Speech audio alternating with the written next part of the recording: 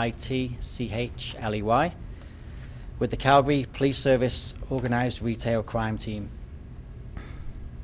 We are here today to launch an advertising campaign aimed at highlighting the cost of organised retail crime. I am joined by one of our retail partners, Tony Hunt from London Drugs, as well as Terry Hathaway from Calgary Crime Stoppers. Organised retail crime is the theft of consumer goods for the purpose of illegally selling the merchandise for cash. The goods are usually taken through systematic shoplifting, and then they are sold to the public through classified ads, online sales, flea markets, or on the black market. It is a growing problem in Calgary and Canada as a whole, costing Canadian retailers an estimated $4.6 billion each year. One result is higher prices for consumers, as retailers have to cover both the loss and cost of added security to prevent further theft. Another cost is that money raised through organised retail crime is often used to fund more serious criminal activities like purchasing drugs or weapons. We know that many of the goods stolen in our city are initially traded for drugs, which means when those same goods are later sold to the public, the money is going directly to the drug trade and to people who have little regard for the safety in our communities. The message we are hoping to get out through this radio and transit advertising campaign is that Calgarians can help prevent organised retail crime by recognising and refusing to buy stolen goods and reporting shoplifting or stolen goods they find for sale.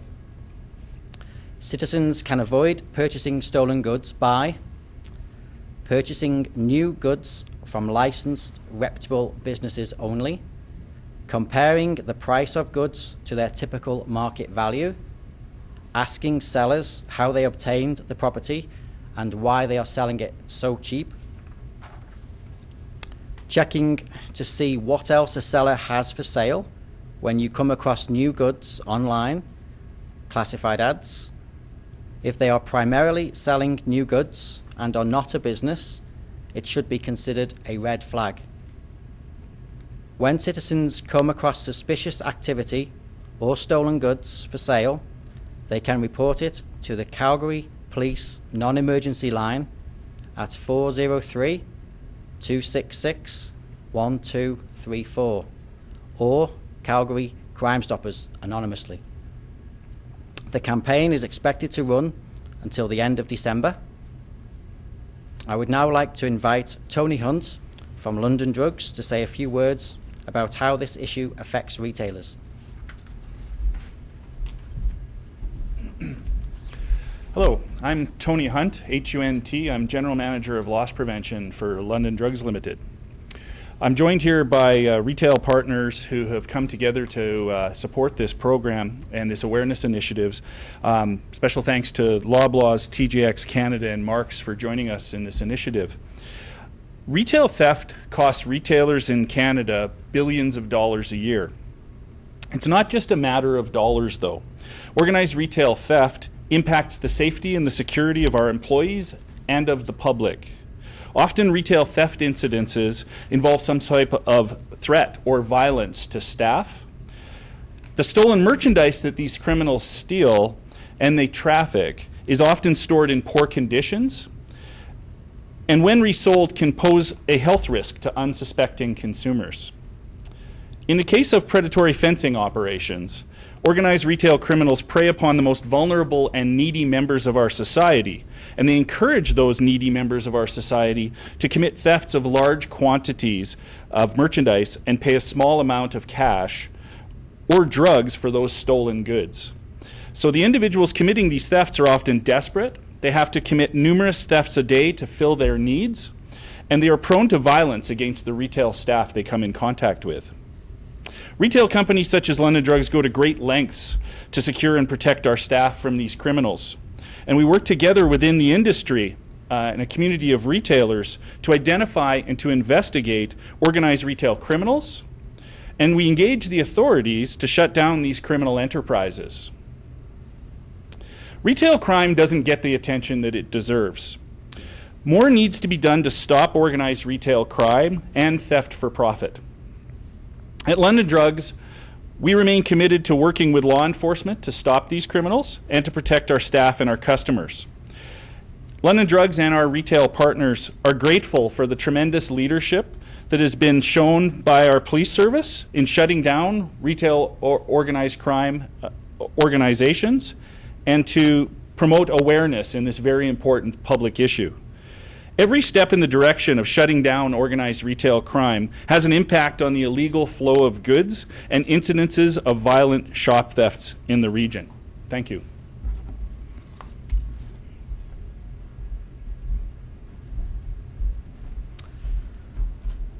We can now take any questions that you may have, or we're available for interviews afterwards. Constable, can you tell us, have you seen a spike in this kind of activity in Calgary lately? Shoplifting, retail thefts? The Calgary Police Service has had an organised crime team for just over 2 years now, and in that time we've been able to monitor the occurrences of organised retail crime in Calgary. Prior to that time, there really was no focus on this matter, but certainly the crime itself has raised its head multiple times in the 2 years since the unit's been around. Is it becoming more common to do things in this manner rather than to have, meaning the shoplifting versus like the one-offs? Is it kind of a new way that criminals are operating to go out and put together a cruise, so to speak? I don't think it's a new crime per se. There are statistics and research has been conducted throughout Canada and North America to suggest that it is one of the fastest growing crimes in North America, organised retail crime. And certainly we have a lot of work on our hands and a lot of files that we're looking into. It's not uncommon for perpetrators to steal multiple times a day from varying retailers across the city. And we've certainly identified people that could steal up to $10,000 or $15,000 a day, 6 or 7 days a week. And can you already mentioned this, but can you go into the connection between this and drug use and funding the drug industry? Certainly. We're seeing multiple types of people commit these crimes. Many of the people that we identify and monitor and utilize investigative tactics on in an offender management strategy have drug dependencies. Some of the files that we've investigated involve offenders being encouraged to steal by drug dealers and stealing to order. And that, if you didn't know what that would involve, is a person approaching a drug dealer or a drug dealer approaching a person and offering drugs in lieu of property. So it's premeditated. It's not somebody in a store who just has the impulse to steal. The person enters the store with a clear purpose to steal, and quite often they can have a vehicle waiting for them outside. And in Calgary, we've seen instances where a given vehicle is a stolen vehicle, and the motivation, therefore, for such offenders to escape or evade capture is significantly increased because the deal was already done prior to them going into the store. So they know if they are successful in being able to steal a particular item, the result will be what was agreed upon prior to them entering the store. So they already have a buyer for the stolen merchandise. You mentioned earlier that you ask somebody if you think something's a little nefarious, you say, where did you get this from? And criminals usually aren't going to be naive and say, well, you got me. It's things like the speed that they want to sell the items, sheer volume of product that they have. If you see that, how do you deal with it? If you're too afraid to come up to police and say, I think this guy's breaking the law. What other online ways can you look into something like that? Okay, so one of the first things you said is that criminals don't always admit to their They're not yeah. just gonna say, Yeah, so I mean that's true, right? Most people, but that's the onus is on us as investigators to interact and to develop relationships with criminals. We have methods, investigative methods to identify where product is being stolen. online, a simple educational piece would be, if you are a consumer and you perhaps use one of many e-platforms, say Kijiji perhaps, and you find something which you intended upon purchasing from a retailer, you wanted to see how much somebody might be selling it for online. One of the things that one of the steps that I talked about that we encourage people to do is look at the price, and then if the price differs significantly from the price that you could or should pay from a retailer, that's called a standard deviation. Generally, the retailers can't sell that item for significantly less than what they are selling it for. Another step would be to, on Kijiji in particular, you have the ability to search other items that are being sold. So that's another red flag. If you wanted to buy a pair of sunglasses and you see that you've done your research, this particular seller on an e-platform is selling them for $100, and they retail for $400, and then you do a little bit more research and find that the seller is selling 20 or multiple items, that's a red flag as well. On top of the educational and the radio ads and all that sort of thing, is CPS sort of going harder on perhaps digital stings with this as well to try to curb the problem before it gets worse? Okay, so one of the files we worked was, I believe, pushed out through the media about a week or so ago. The flea market with Mark's Warehouse, the property being involved there. There are several other files what we have in right now intelligence on, but we're just a two-person unit, so we do our best. How much concern do you have that if somebody is meeting somebody with stolen merchandise, that person may be on drugs and may not be stable, and that person could get injured as well when they go to get the product? Yeah, that's an excellent point. One of the things that we've seen in the past 24 months has been an increase in violence or an increase in threat of violence towards associates or employees at stores. And that creates a challenge for us. Obviously, public safety is a number one concern for us. In Calgary, we have a program called Retail Cop, and it's a collaborative website which other agencies throughout Canada have expressed interest in mirroring what Calgary Police Service do. Lethbridge just recently came on board. We're in discussions with Edmonton Police Service, and Victoria Police Service in BC are looking to see how we do business in Calgary. I really feel that in Canada we're one of the agencies that are tackling organised retail crime more than others. Do websites like Kijiji and Craigslist work with you in finding and stopping these people?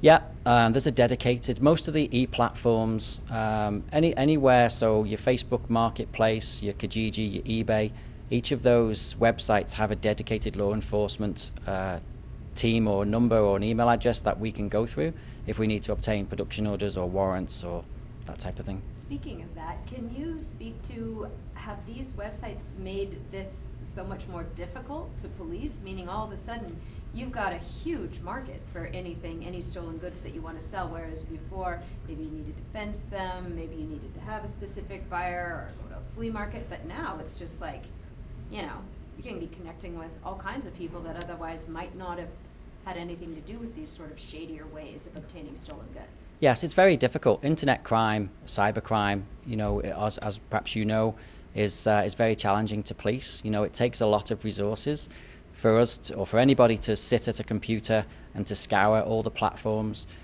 Often the challenge that we have as law enforcement is being able to prove that a certain product is stolen.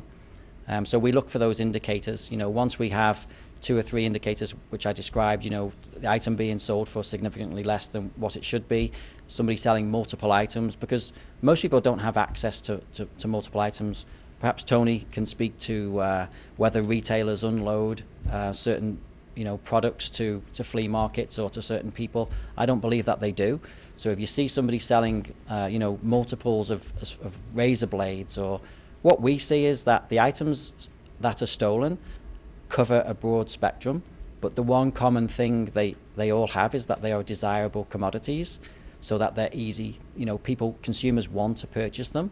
And really what we're trying to achieve by launching this campaign and working with our partners is to educate the public that if the demand to purchase these items isn't there, then the theft should go down. Yeah. And are more people, because of this, more innocent or law-abiding people, whatever you want to say, are more people ending up with stolen goods now because of these things than because of the Kijiji and that sort of thing than they would have in the past? Meaning all of a sudden you have like regular folks that might be in contact with criminals and buying things in this way. Do you think, is that accurate, do you think, because of now these online methods of obtaining these things? I think crime evolves, as our investigative methods evolve. Criminals think of methods to try and place themselves one step ahead of law enforcement. Obviously, the ability for criminals to utilize e-platforms is another string to their bow, which perhaps didn't exist a number of years back. So I think that the crime, it's, as I said earlier, the crime in itself is not new, but the avenues that criminals have to sell the stolen products have expanded significantly. Is there a spike in this kind of crime closer to the holidays? I think perhaps Tony might be a better person to answer that question for you. So the question is there a spike at this type of crime at the holidays?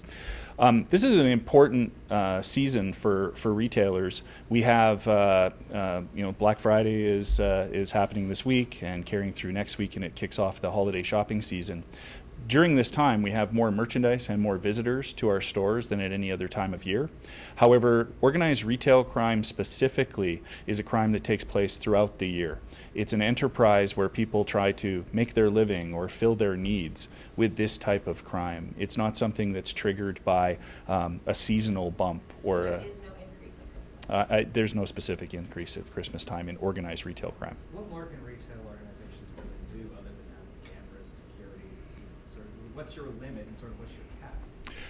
So the reality is that one of the reasons this costs us all is because the losses that are absorbed by retailers by this type of crime ultimately get passed on to all of us as consumers in the form of pricing, and that any of the security requirements that we build in place to maintain our stores and take care of our staff and make sure that the public are safe when they visit our stores is ultimately paid for from the sale of goods to consumers. So, there are some numbers around that consumers in Canada are paying upwards of $420 annually per household for the cost of this type of crime. And that would include measures that retailers are needing to put in place to make sure their environments are safe and secure for their customers and their staff. The constable brought something up that I think is a good point.